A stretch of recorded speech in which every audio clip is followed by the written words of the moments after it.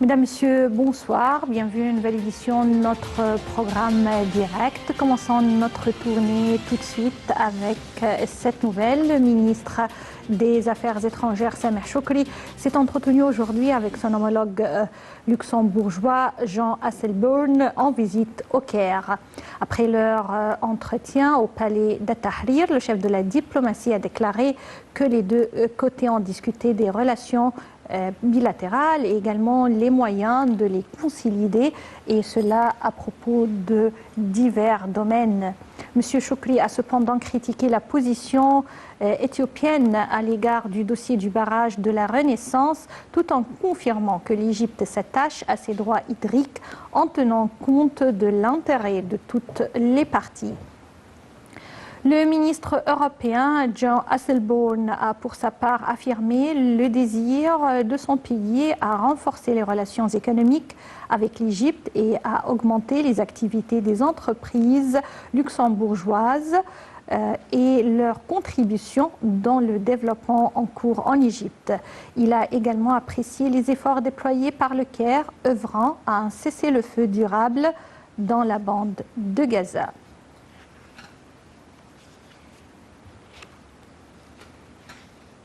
Les ministres arabes des Affaires étrangères ont affirmé hier que la sécurité hydrique de l'Égypte et du Soudan fait partie intégrante de la sécurité nationale arabe.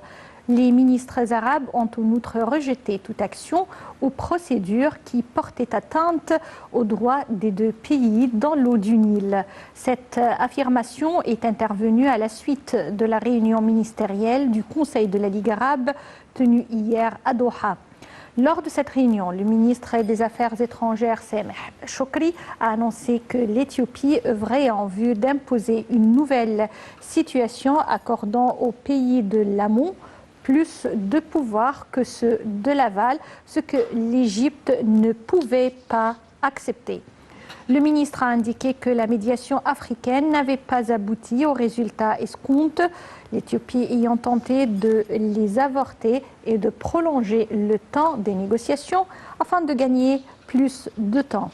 Choukri a souligné que face à l'intransigeance d'Addis Abeba, l'Égypte insiste à recourir à toutes les solutions diplomatiques, ce qui incite le Caire à remettre cette question existentielle au Conseil ministériel de la Ligue arabe, puisque la sécurité nationale arabe sera affectée par cette question.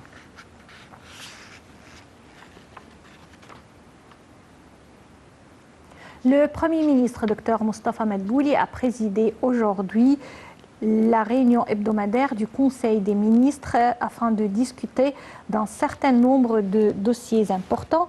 Au début de la réunion, le chef du gouvernement a passé en revue les résultats de la visite menée par une délégation française en Égypte sous la présidence du ministre français de l'économie et des finances, M. Bruno Le Maire.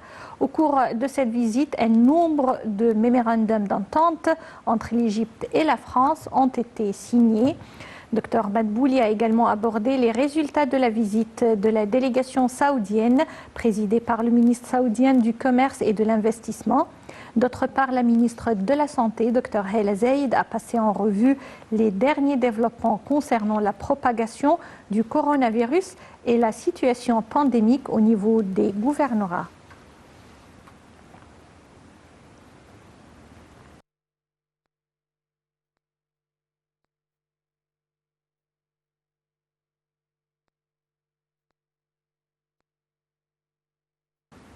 La 51e session du Conseil des ministres arabes de l'information a débuté aujourd'hui au siège de la Ligue arabe.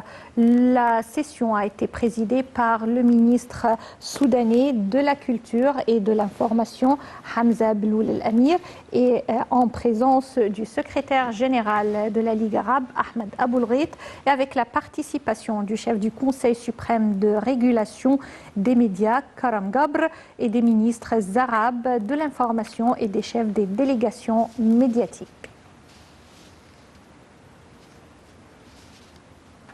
Juste une petite pause et on enchaîne avec la suite de notre programme. Pour aujourd'hui, on passe à notre dossier principal. Nous allons parler aujourd'hui des relations égypto-africaines, le plan de l'Égypte afin d'arriver à une vision de développement durable qui va influencer l'avenir non seulement de l'Égypte, mais de tout le continent africain.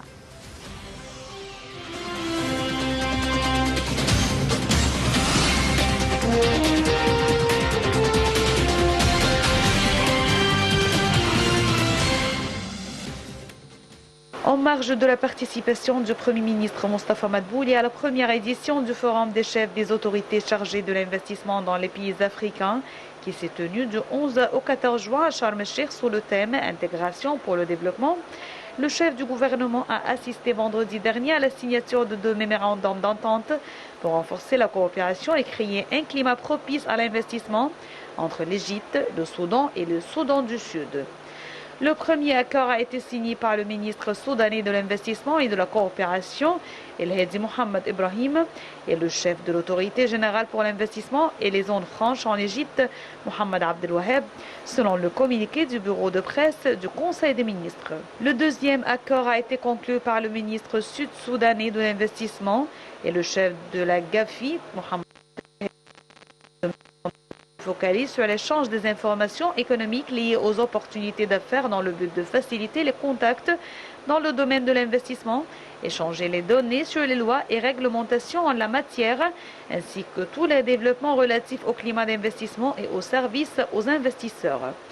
Il se concentre aussi sur l'échange de visites des hommes d'affaires et des investisseurs afin de se faire former des meilleures pratiques et expériences en matière d'investissement, la mise en œuvre des projets communs et l'organisation conjointe des conférences et colloques ciblant les investisseurs.